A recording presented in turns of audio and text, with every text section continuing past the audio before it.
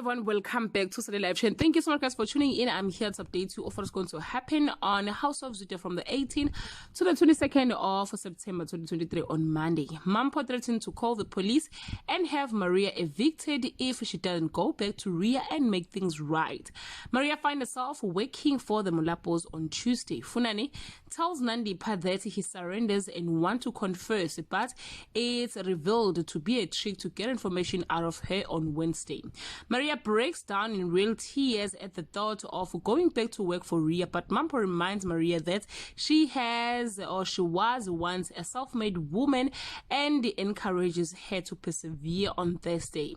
Funani is summoned to sign a confession which he is willing to do to protect his family, while Les approaches Nandipha's victims building a case against her on Friday. Les come begging in the stop Funani from confessing right at the last minute, and she reveals she has recordings of multiple people talking about how Nandipha screwed them over. Well guys, that's all I have for today. You can leave your comment below and share your opinion. Bye.